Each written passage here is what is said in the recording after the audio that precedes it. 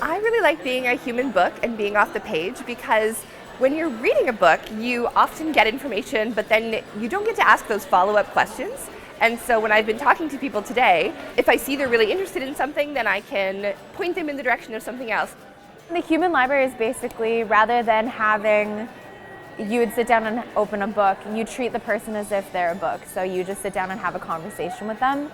Most of the people that are participating today are master's students, PhD students, or faculty here at UBC. So they're talking about their research.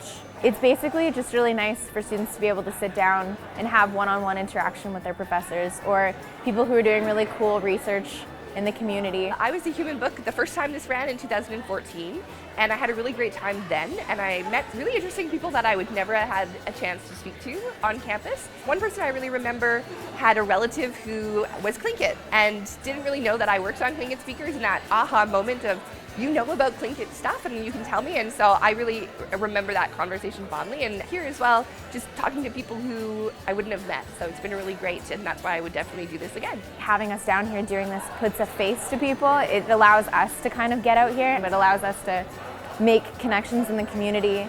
This was also put on by the Student Library Advisory Council, and so it's nice to have the students who are interested in the library be able to come out into the campus community as well. And I think just tying those who are going to participate, as well as the volunteers, the books, the librarians, and then the students on the committee and the advisory council, brings us all together. It just creates a nice little community event.